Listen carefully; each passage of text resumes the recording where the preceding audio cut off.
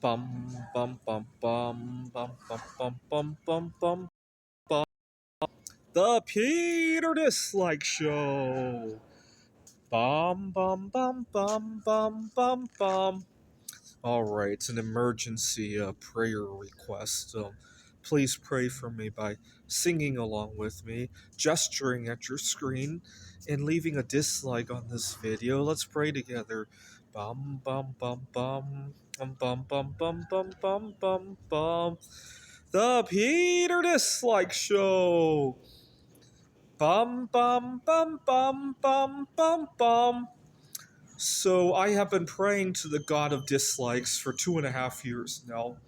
A lot of good things have come out of my prayers, actually. The God of dislikes answers my prayers quite regularly. I first noticed this 2.5 years ago. I had just begun my art career. I was making a lot of bismuth crystals. One night I was having a real frustrating night. I had just begun. I hadn't figured out all the kinks yet, so I had spent all night experimenting. And what had happened was after hundreds of rounds, dozens of rounds of experimenting, I had melted a pot of about 10 pounds of bismuth, and the phone had rang. And when I picked up the phone, it was an old friend of mine, and a little bit long-winded. We ended up talking for 15 minutes, and when I got back to the stove, I realized what I had done wrong. I needed to heat up the bismuth well beyond the melting point. I didn't realize that. It was early on in my career, and I didn't realize that.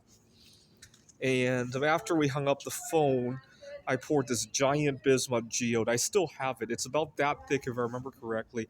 It was in a 6-inch pot, 8-inch pot, and it was hard to find the right frame to put it in, though. I got a 8x11 shadow box frame, and I used double-sided tape and mounting tape, and I put super glue on the back of the tape. I didn't want to put super glue on the geode because I didn't want it to react with it, and so I have it in a shadow box in a display now. I still have that crystal. Funny thing is that I almost sold it at the last art show, but the guy was a little bit shocked at the price, and it sucks for him. Had he bought it of just the bismuth in it, today would be worth more than what I was asking for at the time. So that's good. I still have it. And but that wasn't the only time the God of dislikes has answered my prayers. I often pray to the God of dislikes just before going into a job interview. I just interviewed at another community college nearby. Same system within the Maricopa system. The only reason I wanted to pivot campuses is that I was hoping to get an offer and that it would start either the second summer section or maybe in the fall, right? Because they usually need a little bit of time for scheduling anyway. And then I could call off my work here at Glendale Community College and then have some time off to myself. I hope to travel a little bit. Unfortunately, the heat has not done wonders for me here, but I can't really think about where to travel. I may go to Taiwan. Right now, I'm in a long distance relationship with a girl in Taiwan, but she's been hot and cold with me over the last 3 days.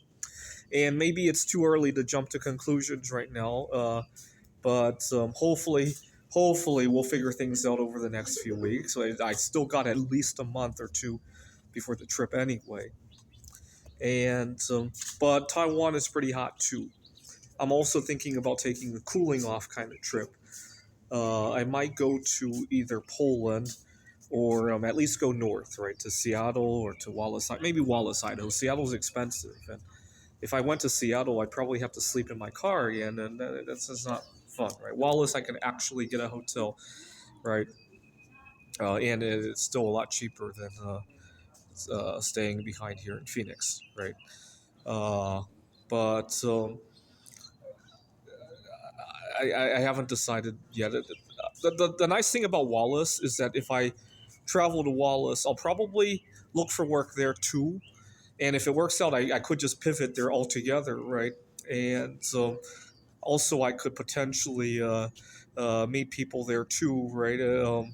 I can't really do that if I leave the country. Um So I'll think about that. And so I sang the Peter Dislike jingle before going into the job interview, and it went really well. And so I sing Peter Dislike every time I go on these dates, right? I've gotten a little bit of a routine now. You guys know there's I eat a lot of celery, right? Because it gives off a chemical that makes guys smell good.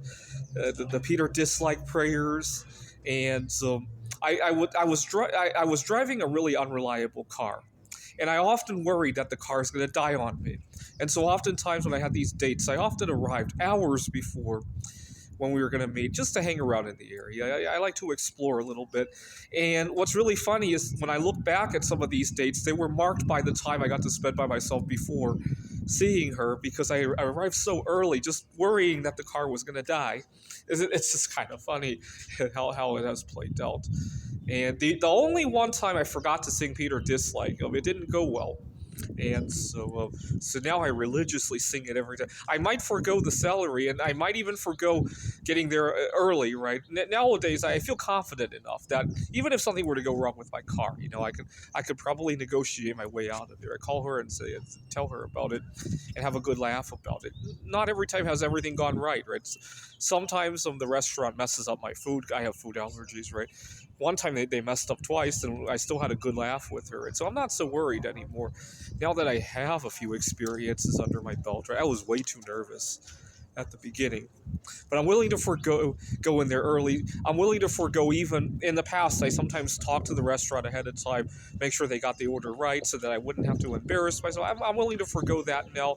I'm willing to forego the salary sometimes, but I'm definitely not willing to forego the prayers. The prayers have been something that has always worked for some reason. So now I need you guys to pray, because this past weekend I made contact with, believe it or not, her name is Helene Julia. I cannot pronounce the name, but Mary Curry's granddaughter, if you could believe it. She's 97 years old. And I was telling her about my experiment of extracting radioactive material from household dust, and she was fascinated by it. And she we might get to see each other at some point. I'll have to think about my travel plans this summer. I hope to see her this summer.